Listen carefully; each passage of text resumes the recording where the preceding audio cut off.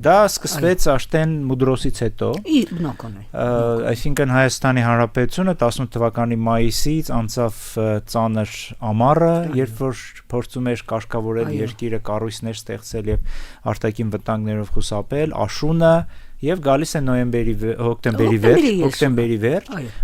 30, երբ որ Թուրքիան ընդունում է իր պարտությունը առաջ համաշխարհային պատերազմում եւ կնքում է Մուդրոսի զինադատարը դաշնակիցների հետ, այդ հայտնի Ագամեմնոն նավի վրա եւ այլն, եւ դրանից հետո կտրուկ ամեն ինչ փոխվում է, չէ՞։ Կտրուկ են առումով, որ աշտեն իրավական հիմք կար, որով հայերը կարող էին պահանջեին, որ թուրքական զորքերը Անդրկովկասից դուրս գային, որովհետև Մուդրոսի զինադատարում կար այդ կետը, Մուդրոսի պահանջներ եւ ինչ եղավ, միանգամից դուրս եկան, թե եղել է շատ հետաքրքիր բան, ինչին մենք պետք է սովորենք ու չմոռանանք նաեւ այսօր։ Ինչպես Բաթումի պայմանագիրը ստորագրելուց հետո Օսմանյան բանակը երբևիցե հետ չի գնացել դեպի դրանով նախատեսված գիծը,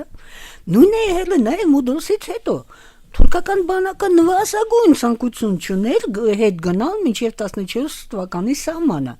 Հակառակը ամենտեղ ու սա պետք է իմանանք եւ փորձը նույնիսկ ուսումնասիրենք, սովորենք։ Ամենտեղ թողնում են սպայական կազմը, թողնում են փողը ու զենքը, ստեղծում են միասնական կապի համակարգը, այսինքն հրամանները, որոնք տրվում են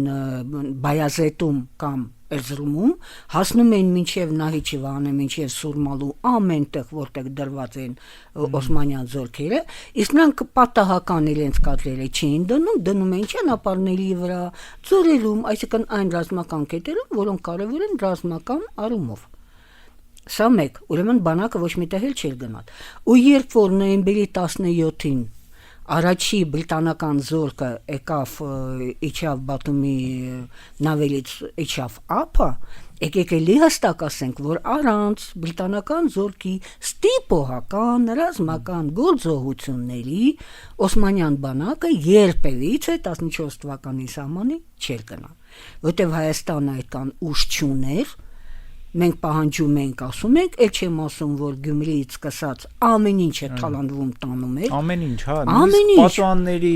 պատուաններն են հանետարել։ Այո, լարերը, որոնք երկաթ գիծը ամբողջ գնացքներով, բաներով թողնում էին անապատը, բայց նույնիսկ այդ անապատով հանդերձ գնալ չէին ուզում։ Իսկ բրիտանացին ունի այդպիսի հարգանքի արժանի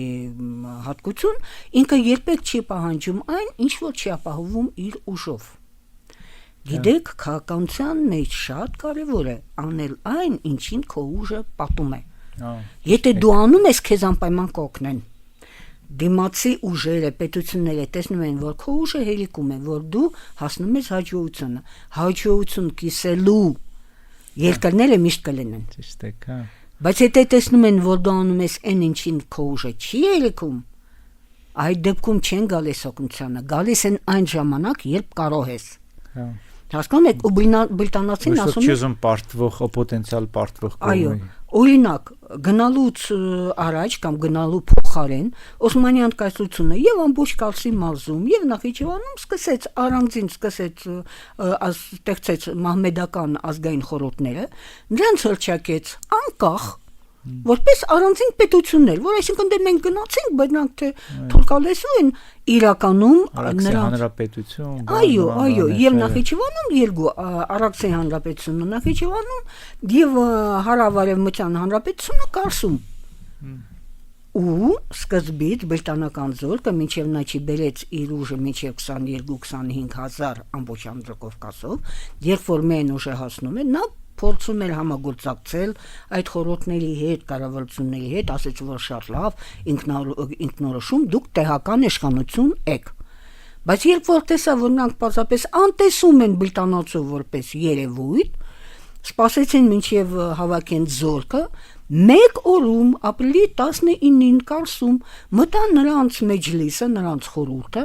բոլորին տեղում ձեռբակալեցին, հաջորդ օրը ուղարկեցին Բաթում եւ Մալտա, ասեցին մենք որոշել ենք, որ սա սկզբից ռազմական նահանգապետությունն է, իսկ հետո Հայաստանի Հանրապետության մասը, ինչու, որովհետեւ մենք ենք այդպես որոշել։ Դա Որտեղ 19 մենք որոշել թվականի ենք, մենք հաղթող երկիր ենք, այո, մենք Անտանտի ներկայացուցիչ ենք, խոսում ենք ամբողջ Անտանտի անունից, ապրիլի 19-ին, այո։ Եվ պարզապես, այսինքն խոսում են, փորձում են համագործակցել, հետո մի օրում նստացին գնաց Բաթումը նավերով Մալտա։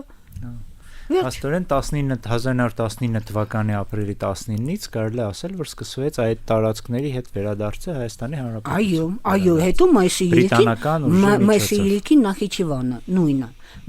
Նախիջևանը հսկողության տակ առնելու մեր հանրապետությունը ուժը չէր հերիքում։ Ինչ էր անում բրիտանացին։ Ինքը բոլոր տարածքներում, որտեղ կար հակասություն կամ կան որևէ խնդիրներ, ստեղծում էր իր ռազմական նահանգապետությունները, բերում էր սեփական զորքը, նույնիսկ հայկական բանակը հանում էր, ինչից մեր կառավարությունը դժգոհում էր, իրավացու էր, ասում էր ոչ, եթե այստեղ գնում եք կռիվը, եթե դուք չեք կարողանում հաստատել ձեր ինքնիշխանությունը, դուրս եք գալիս, ես եմ բերում զորքը, բերում էր, նստում էր ու ամեն ինչը հեկավարում էր ինքը, հեկավարում էր որպես ռազմական հեկավար։